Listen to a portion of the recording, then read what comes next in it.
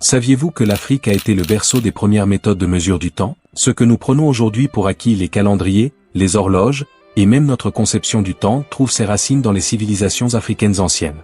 Ces sociétés visionnaires ont non seulement créé des systèmes précis pour suivre le temps, mais elles l'ont aussi relié à la spiritualité et au cycle de la nature. Dans cette vidéo, nous allons explorer comment les civilisations africaines, notamment l'Égypte et la Nubie, ont transformé la compréhension humaine du temps. Nous découvrirons également comment ces traditions perdurent encore aujourd'hui à travers des calendriers toujours utilisés. Avant de continuer, prenez un instant pour vous abonner à votre chaîne L'Œil du Savoir et activer la cloche de notification pour ne manquer aucune de nos prochaines vidéos. Merci de l'avoir fait. Maintenant, entrons dans le sujet. Tout commence il y a des milliers d'années, dans les terres fertiles de la vallée du Nil, où les civilisations égyptiennes et nubiennes ont observé le ciel pour comprendre le monde qui les entourait. Ces peuples remarquables ne voyaient pas le temps comme une simple progression linéaire. Pour eux, le temps était un cycle, une boucle infinie reflétant les rythmes de la nature, les crues du Nil, les saisons agricoles et les mouvements des astres. Cette vision cyclique du temps n'était pas seulement un outil pratique pour organiser leur société, elle était aussi profondément spirituelle. Le temps était perçu comme une connexion directe avec les forces divines qui gouvernaient l'univers.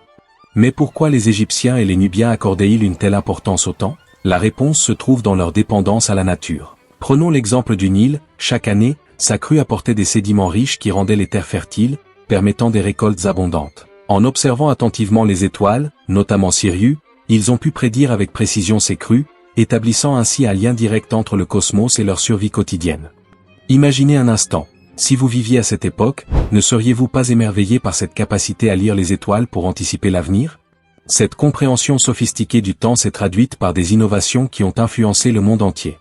Le calendrier solaire égyptien, par exemple, divisé en 365 jours, est l'un des premiers systèmes de mesure du temps que nous connaissons.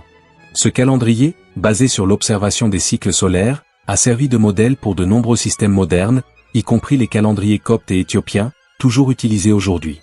Mais l'Égypte et la Nubie ne sont pas les seuls à avoir développé une vision unique du temps. Regardons du côté des Dogons du Mali.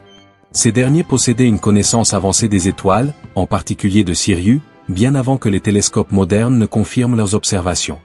Leur compréhension du cosmos influençait non seulement leurs pratiques agricoles, mais aussi leurs rituels spirituels. Pour eux, le temps n'était pas une ligne droite, mais un cycle éternel, intimement lié au cycle de la nature. Comment ont-ils acquis une telle connaissance? C'est une question qui continue de fasciner les chercheurs. À travers l'Afrique, cette conception cyclique du temps était omniprésente. Elle dictait les périodes de plantation et de récolte, rythmait les cérémonies religieuses, et maintenait les sociétés en harmonie avec leur environnement. Ce lien entre le temps et la spiritualité illustre une vérité fondamentale. Pour ces civilisations, mesurer le temps, c'était comprendre la vie elle-même.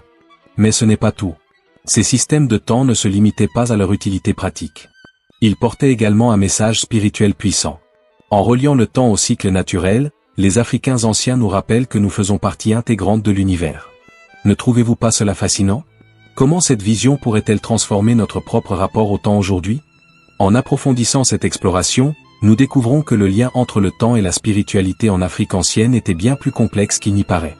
Prenons par exemple les temples égyptiens, souvent alignés avec précision sur les points cardinaux ou les cycles solaires. Ces structures n'étaient pas seulement des lieux de culte, elles servaient aussi d'observatoires astronomiques.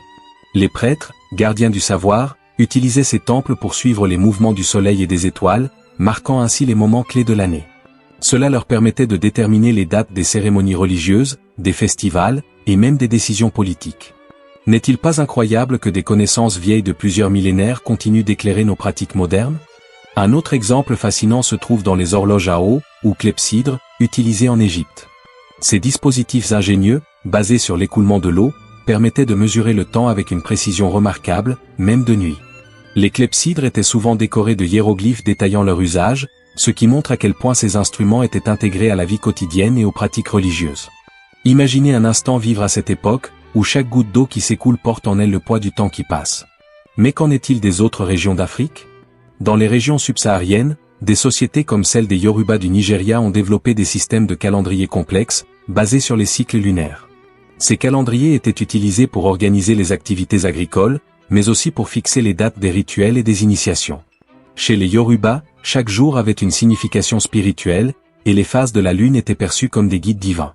Cela montre que, pour ces peuples, le temps n'était pas seulement un concept abstrait, mais une force vivante qui influençait tous les aspects de leur existence.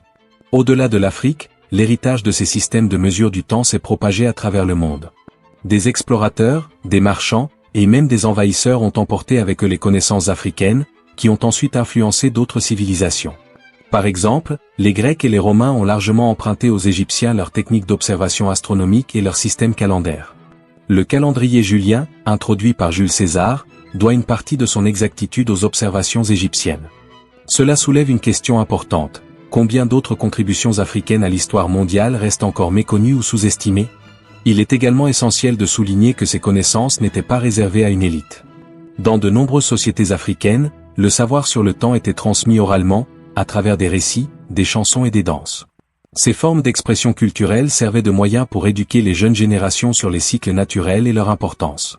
Par exemple, dans certaines communautés bantoues, des chants spécifiques étaient associés à chaque saison, rappelant à tous les membres de la communauté les tâches agricoles à accomplir. Cela montre à quel point le temps était profondément enraciné dans la culture et la vie quotidienne. Mais qu'en est-il aujourd'hui? Bien que de nombreux systèmes traditionnels de mesure du temps aient été remplacés par des calendriers et des horloges modernes, certaines traditions persistent. En Éthiopie, par exemple, le calendrier éthiopien, basé sur l'ancien calendrier copte, est encore largement utilisé. Ce calendrier, qui compte 13 mois, reflète une vision du temps différente de celle adoptée par le reste du monde. De même, dans certaines régions rurales d'Afrique, les gens continuent de se fier au cycle naturel pour organiser leurs activités, prouvant que ces anciennes pratiques restent pertinentes. En fin de compte, l'histoire des systèmes de mesure du temps en Afrique est bien plus qu'une simple curiosité historique. Elle nous rappelle que le temps est une construction culturelle, façonnée par les besoins, les croyances et les aspirations de chaque société. Ces systèmes nous enseignent également une leçon précieuse. En nous reconnectant au rythme naturel, nous pouvons peut-être redécouvrir une manière plus harmonieuse de vivre. Après tout, n'est-il pas temps de repenser notre propre rapport au temps? Merci d'avoir suivi cette exploration fascinante sur le temps et ses fondements dans les traditions africaines. Si ce n'est pas encore fait, n'oubliez pas de vous abonner à votre chaîne, d'aimer cette vidéo et de la partager avec quelqu'un pour éclairer davantage sur cette notion essentielle. À bientôt dans un nouvel épisode encore plus enrichissant.